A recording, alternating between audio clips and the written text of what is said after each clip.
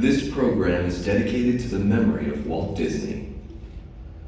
In 1971, his love for America inspired the creation of the Hall of Presidents, a place to celebrate the optimism and goodwill he saw at the heart of the American story.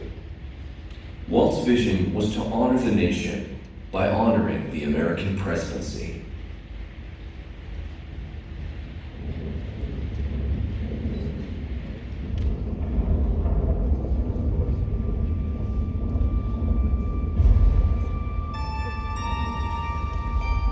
It is 1783, and the smoke is clearing in the wake of the Revolutionary War.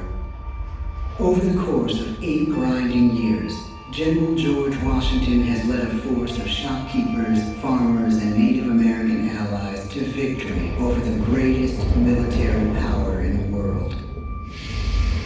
A new nation has been born, independent and free. The founders must form a national government. In 1787, through months of passionate debate, they create a written constitution. For the country's highest office, they imagine something new in the history of the world. A leader not born to power like a king or queen. A leader who has not seized power through conquest. A leader not separate from the people, but elected by the people, from among the people. We, the people. This is a new idea, an American idea. The idea of a president.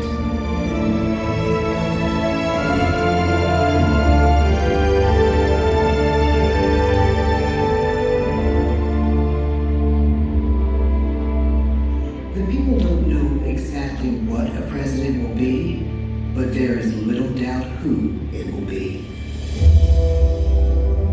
George Washington's stature and bearing have marked him as a leader.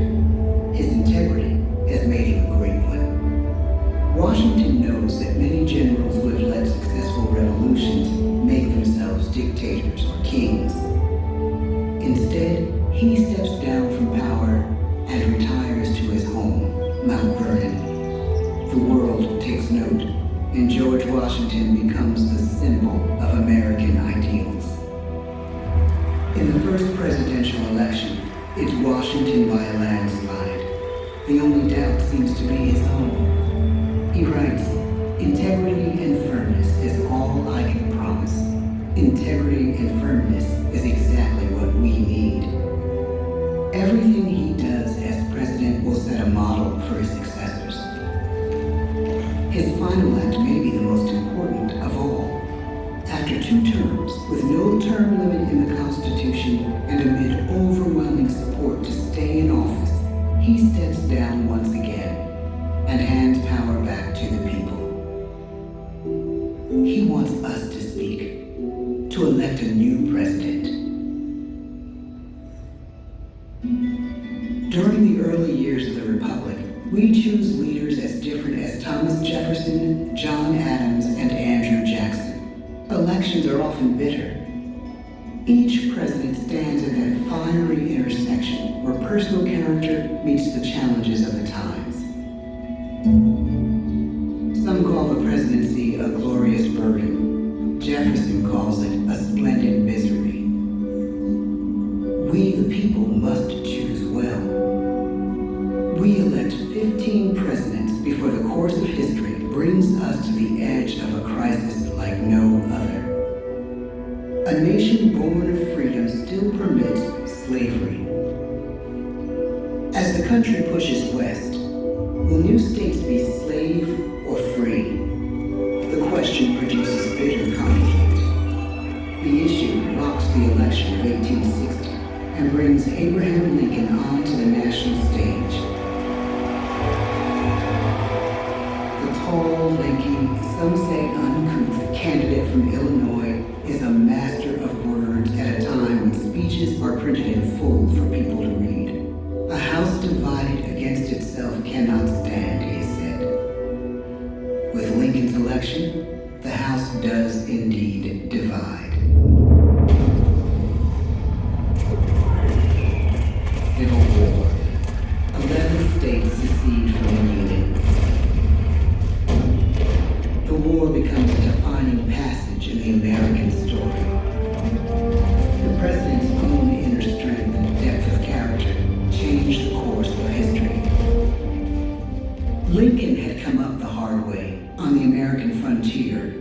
desperately poor, with less than a year of formal schooling. His early years were scarred by tragedy, the death of his mother, his sister, his first love. He struggles with depression, but never loses his determination to rise above it. He once said he's driven by a desire to leave the world a little better place for having lived in it. The war rages. Lincoln fights to preserve the Union and end slavery.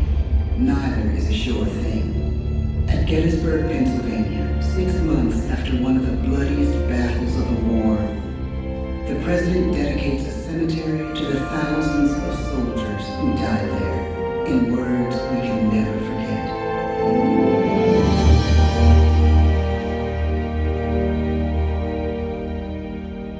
"47 years ago, our fathers brought forth on this continent a new nation, conceived in liberty and dedicated to the proposition that all men are created equal.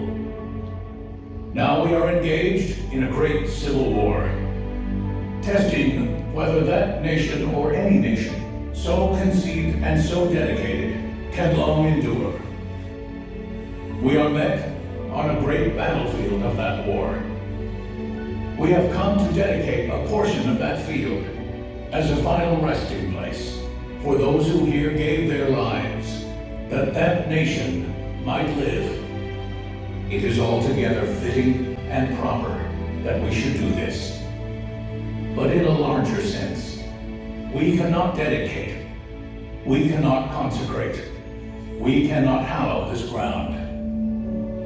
The brave men, living and dead, who struggled here, have consecrated it far above our poor power to add or detract.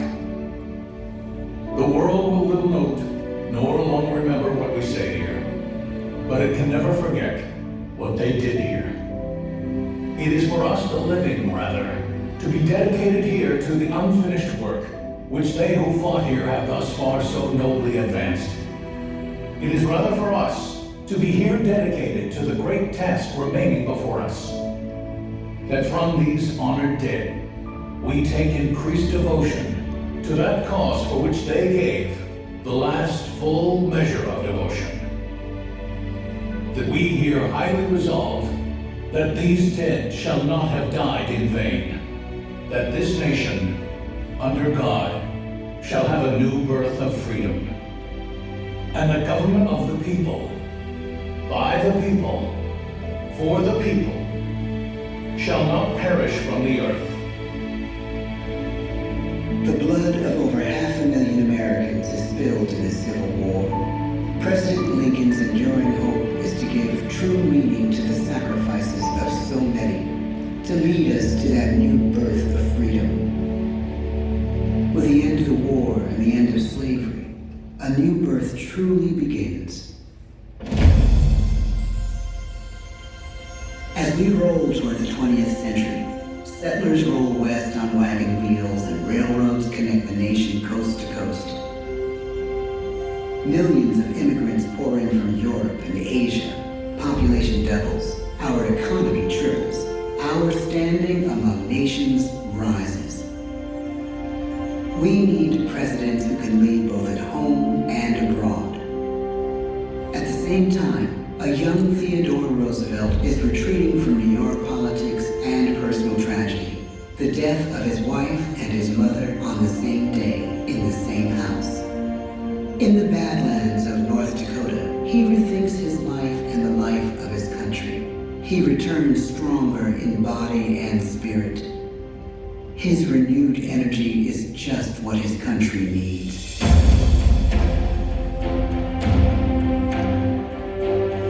American industry is booming, but social tensions are rising. A progressive movement is bubbling up, pushing for change, and change is needed in the working and living conditions in cities.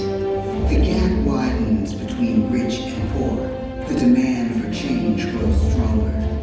Teddy Roosevelt is a knight on a crusade. He speaks with force and vitality in clear terms that make colorful headlines at a time when mass market newspapers have become To define his foreign policy, he borrows a phrase from an African proverb: speak softly and carry a big stick. But his greatest accomplishments are made at home. He breaks up giant monopolies, protects workers' rights, and calls for a square deal for all Americans, rich and poor, capitalist and wage earner. Fair play and a square deal for every man and every woman in the United States. He calls on America to be as great as the natural grandeur of its lands.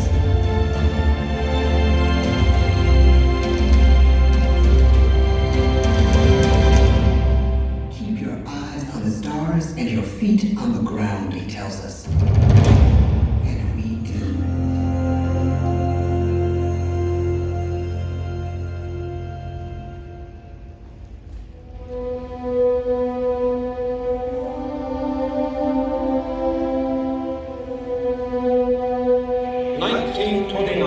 The bottom fell out of the market.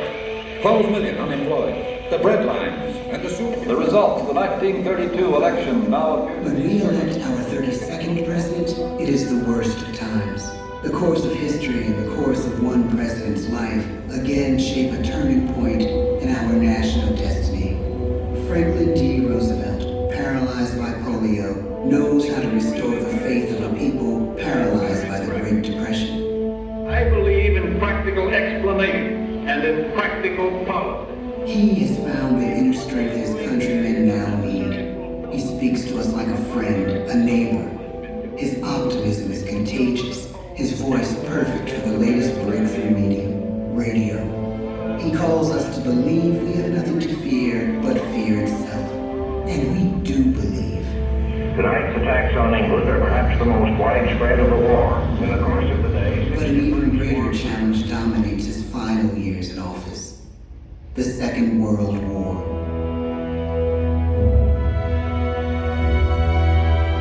We must be the great arsenal of democracy. This is an emergency as serious as war itself. We stun the world with our production. When bombs fall on U.S. troops in Pearl Harbor, he calls us to fight on the war front and sacrifice on the home front.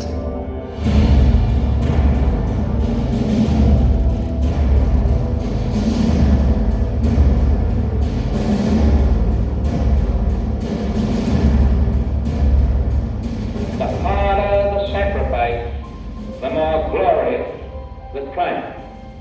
So spoke America in the year 1776. So speak Americans today. The world changes. The country changes. And yet, in one sense, what we need most from our presidents has never changed. A guiding vision that calls forth the best that America can be. Will outer space be developed for the benefit of all mankind? Or will it become another focus for the arms race? The choice is urgent, and it is ours to make. Ask not what your country can do for you. Ask what you can do for your country.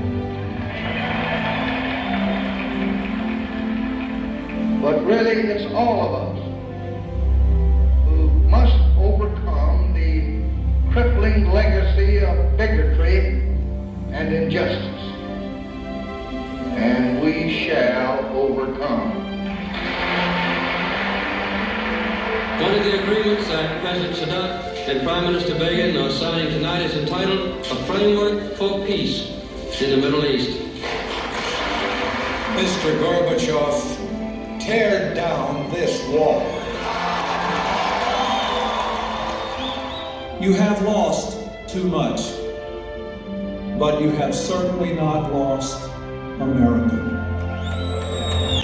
I can hear you. The rest of the world hears you. Loving this country requires the willingness to speak out for what is right, to shake up the status quo. That's America. Our presidency is no longer just an idea. It is an idea with a proud history.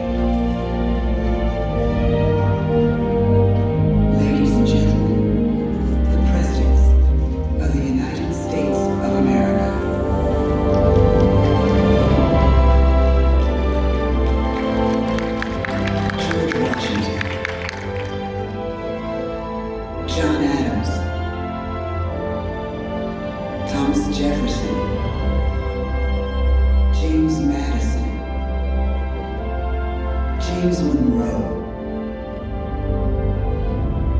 John Quincy Adams, Andrew Jackson, Martin Van Buren, William Henry Harrison, John Tyler, James K. Polk, Zachary Taylor, Millard Fillmore, Franklin Pierce, James Buchanan, Abraham Lincoln, Andrew Johnson, Ulysses S. Grant, Rutherford B. Hayes, James A. Garfield, Chester A. Arthur, Grover Cleveland, Benjamin Harrison, William McKinley, Theodore Roosevelt, William Howard Taft, Woodrow Wilson, Warren G. Harding, Calvin Coolidge, Herbert Hoover, Franklin D. Roosevelt, Harry S. Truman, Dwight D. Eisenhower, John F. Kennedy,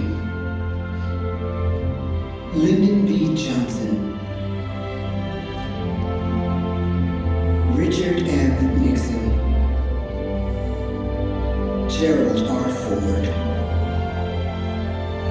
Jimmy Carter,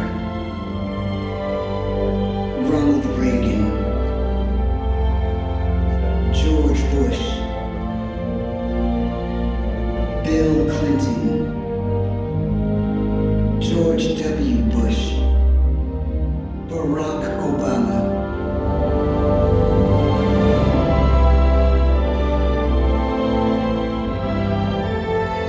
and now we come to the present. Once again, we place our trust in the idea of a president, as we have from the beginning. My fellow citizens, no event could have filled me with greater anxieties than that notification on the 14th day of April, 1789, that you had selected me to lead our nation.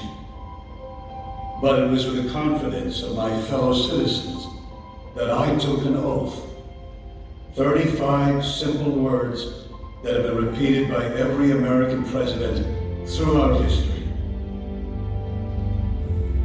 I, Donald John Trump, do solemnly swear that I will faithfully execute the office of President of the United States and will, to the best of my ability, preserve, protect, and defend the Constitution of the United States. So help me God.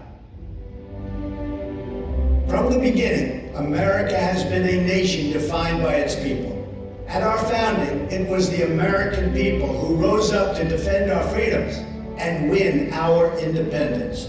It is why our founders began our great Constitution with 3 very simple words: we the people. Since that moment, each generation of Americans has taken its place in the defense of our freedom, our flag, and our nation under God. These are the achievements of the American spirit. The spirit of a people who fought and died to bring the blessings of liberty to all our people. Above all, to be American is to be an optimist, to believe that we can always do better, and that the best days of our great nation are still ahead of us.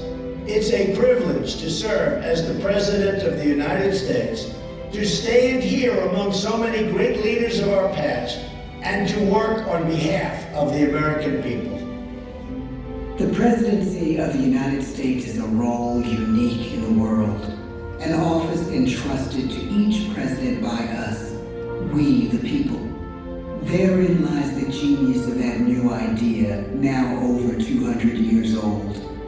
A new idea our presidents have turned into a great American idea again and again.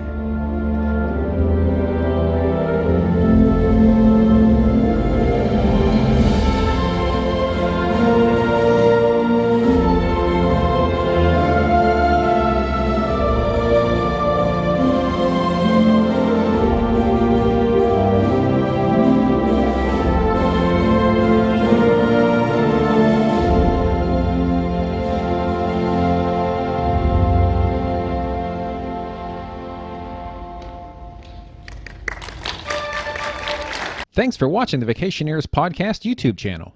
Please subscribe if you enjoy our content and ring the bell to receive notifications when new videos are released. Please like our Facebook page, Vacationeers Theme Parks and More.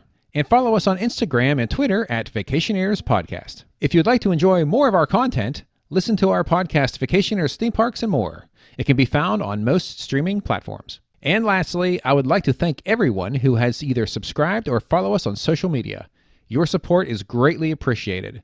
Thank you, and keep making memories.